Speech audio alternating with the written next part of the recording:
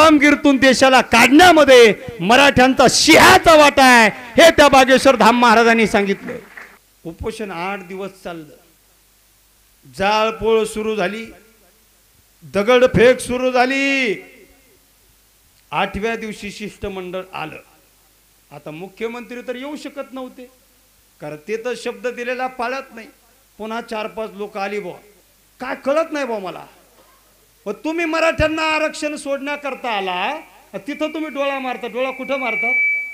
काही बोलायची गरज नाही पडली पाहिजे महाराज, पण एवढ्या मोठ्या प्रतिष्ठित माणसानं काय कसं खुनवावं कुठं कळलं पाहिजे ना। ठीक आहे, तुम्हाला काय खुनवायचं ते खुनवा। 24 डिसेंबर पर्यंत तुम्ही वेळ दिलेली आहे। 24 डिसेंबर पर्यंत जरांगे पाटलाला दिलेला शब्द, कोट्यावधी मराठ्यांच्या नेतृत्वाला दिलेला शब्द का तुम्ही पाळला नाही, तर तुमची वाट कशी लावायची हे मराठे ठरवल्याशिवाय राहणार नाही, हे सुद्धा सरकारने लक्षात घ्यावं। कारण जरांगे पाटलांनी सांगितलेलं आहे, आता दिलेली वेळ शेवटची आहे, यानंतर वेळ वाढवून दिली जाणार नाही। मराठ्यांच्या भावनाशी खेळण्याचं काम करू नका। सरकारच्या छाताडावर बसून मराठी आरक्षण घेणार, मग सरकारने खतरनाक पर्याय वापरला। डेंजर, भयंकर, खतरनाक आणि तेवढाच हसू येण्यासारखा। आतापर्यंत सरकारने अनेक कुत्रे मराठ्यांच्या विरोधात पाठवले, पण सरकारने आता जो कुत्रा पाठवला साधा नाही, पिसाळलेला पाठवला। अरे मराठ्यांनो, तुम्हाला आरक्षण भेटत नाही, तुम्ही मागत असलेलं ओबीसीतलं आरक्षण घटनात्मक चौकटीत बसत नाही। हे मी संवैधानिक बोलतोय, हे मी घटनात्मक चौकटीत बसू। अरे तू कशाला भुंकतो बाळा? काय नाव त्याचं? सदावर्ती।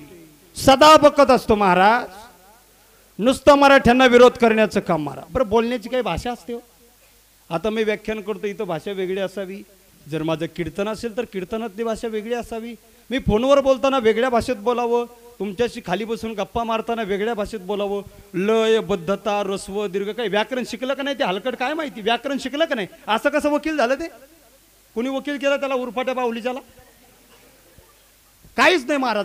फोनवर बोल, अरे नाही रे भेटत नाही रे तुम्हाला, अरे मीडियाशी बाईट देताना अजिबात भेटत नाही मराठ्यांना तुम्हाला। अरे तुला मराठी मागतेत का आरक्षण? हा, जणू तुझ्या बापाची पेंड आहे का आरक्षण? नुसतं महाराज मराठ्यांच्या विरोधात भुंकण्याचं काम। आणि त्याने ते चष्मा कुठून आणला मला अजून कळलं नाही भाऊ। मी लई जत्रा हिंडलो बाबा बरं का लहानपणापासून, हो, पण तसा चष्मा अजून बघाय सुद्धा भेटला नाही। गुणरतन सदावर्तीच्या 3 विशेषता आहे। गुणरतन सदावर्तीने गाढविन पाळलेली बरं का, गाढविन। आणि त्याचा गोड गैरसमज आहे की गाढविणीचं दूध पिलं तर माणसाला चांगली बुद्धी येते, असं तो म्हणतो। गाढविणीचं दूध पितो म्हणून गाढवासारखं किंकाळतो तो, पण त्या माणसाकडच्या 3 गोष्टी आहे ना, त्या जगात कोणाकडेच नाही। ऐका बरं का, गुणरतन सदावर्तीकडच्या 3 गोष्टी आहे ना, त्या जगात कोणाकडे नाही। नंबर 1, माणूस असून कुत्र्यासारखं भुंकता जगात फक्त सदावर्तीलाच येतं। नंबर 2, त्याच्यासारखा चष्मा जगात शोधून सापडत नाही, घ्यायचं तर बनवून घ्यावं लागतो। आणि नंबर 3, माणूस असून गाढविणीचं दूध पिणारा जगातला एकमेव पठ्ठ्या गुणरतन सदावर्ती। गाढवासारखं नाही किंकाळणार तर काय बाबा, तुझा आमचा मराठ्यांचा काही संबंध आहे का? मराठे भांडतात आरक्षणासाठी शासन दरबारी। आरक्षण मागायचं की नाही मराठे ठरवतील, द्यायचं की नाही सरकार ठरवेल, टिकवायचं नाही की कोर्ट ठरवेल। मराठा, सरकार आणि कोर्ट या तिघाच्या नात्यातला प्रश्न आहे। तुझं काही घेणं देणं आहे का? का मराठ्यांना आरक्षण भेटावं म्हणून वकील म्हणून मराठ्यांनी तुझी निवड केली का? तू त्या लायकीचा आहे का? काही संबंध नाही, तरी भुंकण्याचं काम करतो। मग विनाकारण जर तू भुंकत असशील बाबा, तुला उत्तर द्यावं लागणार की नाही? मराठ्यांची पोरं कुठपर्यंत शांत राहतील? आला मराठ्यांच्या पोरांना राग, गेले मुंबईत, धाड धाड धाड फोडल्या ना गाड्या। मंगेश साबळे सरपंच, गेवराई पायगाव, गाड्या फोडल्या। फोन लावलं तर पिसाळ्या कुत्र्यासारखा भुंकणारा सदावर्ती, गाड्या फोडल्यावर लय मिरची झोंबली असेल बा त्याला। लगेच फ्लॅट वरून खाली आला घराच्या बाहेर, अरे या मनोज जरांगेच्या मुसक्या आवळा, या मनोज जरांगेला अटक करा. मनोज जरांगे समाजामध्ये दहशत माजवतोय. मनोज जरांगेला तात्काळ अटक करा. अरे सदावर्त्या, तू मराठ्याच्या वाघाला साध्या सरपंचाला अटक करू शकला नाही. मंगेश साबळेला तू मराठ्यांच्या दैवताला जरांगे पाटलाला काय अटक करशील? साधा मंगेश साबळे तुझ्याच्याने अटक होऊन 1 तासात सुटला. तू काय जरांगे पाटलाचा नाद करतोस? साधा सरपंच तुला ऐकत नाही. नुसतं भुंकण्याचं काम महाराज. ते सदावर्ती सारखा नालाय. पण परिणाम असा झाला बुवा, धाड धाड धाड. दुसऱ्या दिवशी तो काय म्हणतो, तो अगोदर तर 14 तारखेच्या विराट सभेला काय म्हटला, त्याला पत्रकार म्हटले. मनोज जरांगेने 1.5 कोटी मराठे गोळा केले. फार मोठी सभा झाली त्यांची. कोण म्हणते? पत्रकार. तो म्हणतो मी मनोज जरांगेच्या सभेकडे जत्रा म्हणून पाहतो. अरे मराठे तुला कुत्रा म्हणून पाहता, त्यात काय? तू दिसतो कुत्र्यासारखा ना भाऊ. तुला पाहिलं की कुत्रे गोळा होतात, त्यांना वाटतं आपली भावकी झाली काय.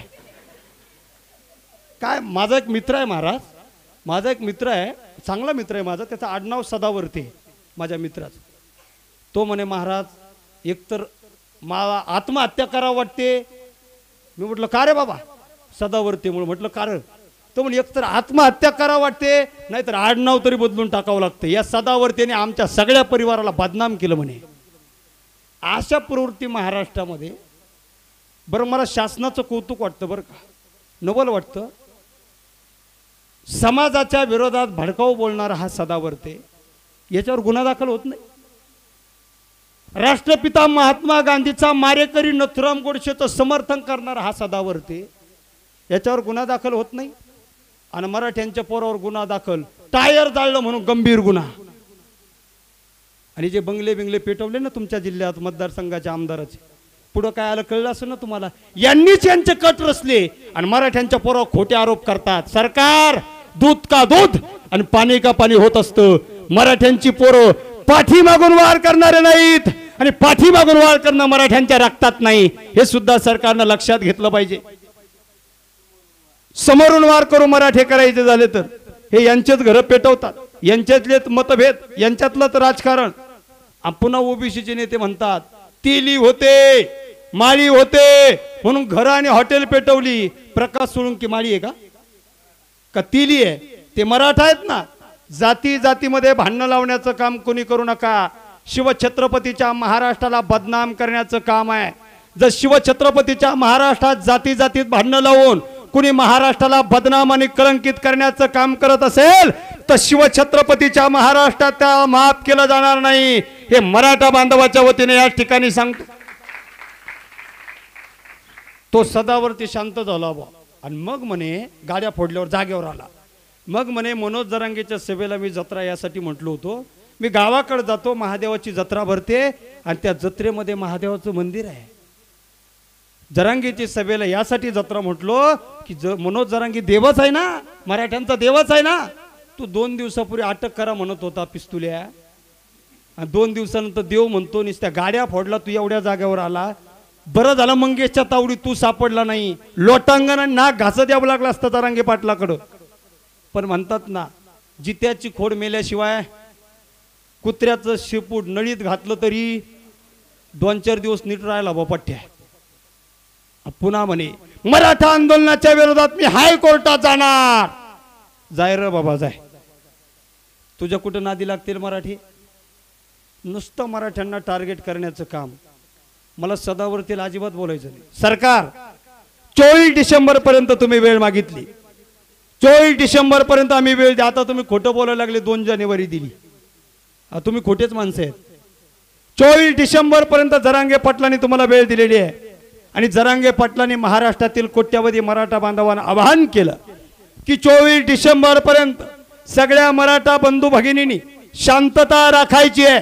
24 डिसेंबर पर्यंत मराठा आंदोलनाला गालबोट लावायचं नाही, दगडफेक करायची नाही, तोडफोड करायची नाही, शासकीय मालमत्तेचं नुकसान करायचं नाही, जाळपोळ करायची नाही, कोणत्या जाती धर्माच्या विरोधात बोलायचं नाही, राजकीय द्वेषातून बोलायचं नाही, समाज बदनाम होईल असं काम करायचं नाही, आंदोलनाला गालबोट लागेल असं काहीच करायचं नाही.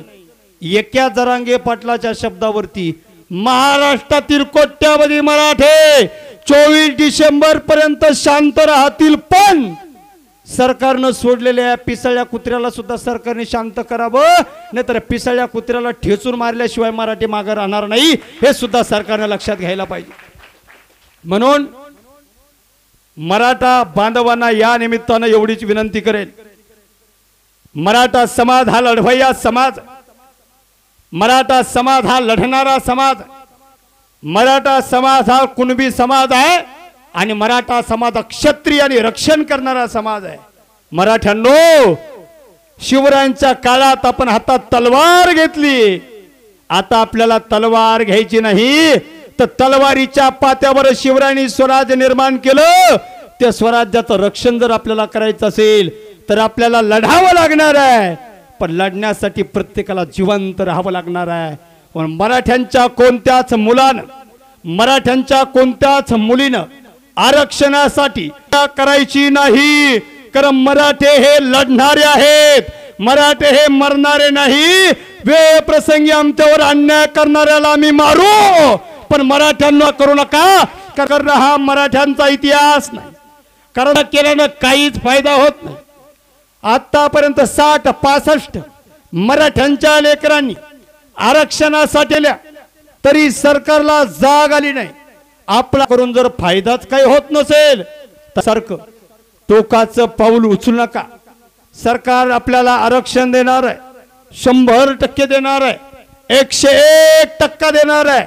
आणि जर नाही दिलं सरकारनं तर सरकारच्या छाताडावर बसून मराठे घेणार आहे, हे जरांगे पाटलांनी सांगितलं. ज्यावेळी मराठ्यांना आरक्षण भेटेल, मराठ्यांच्या आरक्षणाचा जल्लोष होईल, त्या दिवशी त्या जल्लोषात नाचायला, तो जल्लोषात आनंद साजरा करायला प्रत्येक मराठ्याच्या तरुण योद्ध्याची गरज आहे. टोकाचं पाऊल कुणीही उचलू नका. आपल्याला या महाराष्ट्राचं रक्षण करायचं, आपल्याला या हिंदवी स्वराज्याचं रक्षण करायचं. आज एक चांगलं वाक्य ऐकायला मिळालं, त्या वाक्यानं माझं समाधान झालं. छत्रपती संभाजीनगर मध्ये एक बाबा आलेले सध्या, बागेश्वर धाम. बागेश्वर धाम बाबा माहिती आहे तुम्हाला? बागेश्वर धाम, बागेश्वर धाम बाबाला एका पत्रकाराने विचारलं, सध्या महाराष्ट्रात मराठा आरक्षणाचा लढा चालू आहे, त्या मराठा आरक्षणाच्या बाबतीत तुमचं काय मत आहे?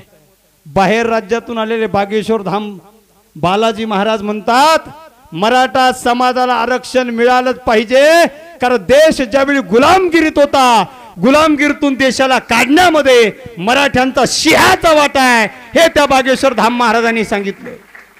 बाहेर राज्यातल्या साधू माणसानं महाराष्ट्रातल्या पुढाऱ्यांना येऊन सांगावं, तरी महाराष्ट्रातल्या पुढाऱ्यांना जाग येत नाही. सरकार मायबाप जाग येऊ द्या, जाग. आज आरक्षणासाठी तुम्ही जागे व्हा सरकार, आणि जर तुम्ही आज आरक्षणासाठी जागे झाले नाही तर तुमच्या निवडणुकीच्या वेळी मराठे तुम्हाला झोपू देणार नाही, हे सुद्धा तुम्ही लक्षात घेतलं पाहिजे. कारण आज मराठ्यांच्या पोरांनी गावागावात बॅनर लावले, जोपर्यंत मराठा आरक्षण नाही तोपर्यंत राजकीय पुढाऱ्यांना गावात प्रवेश नाही. चुलीत गेले नेते आणि चुलीत गेले पक्ष, एकच मिशन मराठा आरक्षण. अशा पाट्या आमच्याकडे गावोगावी लागल्या. तुमच्याकडे लागल्या का? तुमच्याकडे लागल्या? एकच मराठ्यांचा नेता जरांगे पाटील. आतापर्यंत मराठ्याची पोरं कोणाच्या मागं पळाली? आमच्या पोरांनी वेळ प्रसंगी स्वतःच्या मायबापाचं ऐकलं नाही, पण नेत्याचं ऐकलं. हॅलो साहेब, जय महाराष्ट्र, चला निघाले. आणि त्याच पोरांच्या आरक्षणाच्या विषयात आमचे नेते तोंडातून एक शब्द काढत नाही. पोरांनो, आता सांगा त्या नेत्यांना, सांगा त्या राजकीय पक्षाला, महाराष्ट्रातल्या सगळ्या राजकीय पक्षाला मोठं करण्याचं काम मराठ्यांनी केलंय. कोणत्याही पक्षातला मराठा बाजूला काढा, तो पक्ष शून्य होईल, शून्य. सगळे पक्ष जर मराठ्यांच्या जीवावर मोठे होत असेल तर त्या पक्षाच्या पाठीमागे आरक्षण भेटेपर्यंत राहू नका.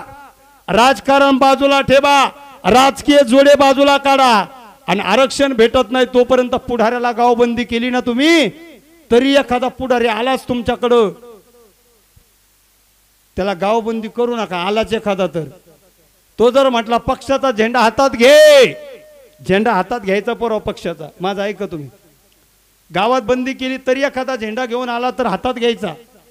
नाही म्हणायचं नाही, झेंडा हातात घ्यायचा, उलटा करायचा आणि दांडा घेऊन त्याच्या मागे लागायचा. हरामखोरा, किती पिढ्या फसवतोस रे आम्हाला. आमच्या पिढ्याने पिढ्या तुम्ही राजकारणापायी बर्बाद केल्या आणि आमचा तोंडी आलेला घास हिरावून जाण्यासाठी तुम्ही आम्हाला अजून राजकारणात ओढता. किती दिवस फसवणार आहे तुम्ही. म्हणजे या लोकांना आता पायीची वाहन पायी बरी, यांना पायाजवळ ठेवा. आता या सगळ्या मराठ्यांच्या आणि मराठ्यांच्या जीवावर मोठे झालेल्या सगळ्या पुढाऱ्यांची अवकात मराठ्यांच्या पायाखाली आहे. यांना पायाखाली ठेवा. आता जोपर्यंत आरक्षण भेटत नाही तोपर्यंत त्यांना सांगा, आरक्षण भेटेपर्यंत मराठ्यांचा नेता एकच. मनोज जरांगे पाटील सांगतील तेच धोरण आणि जरांगे पाटील बांधतील तेच तोरण. या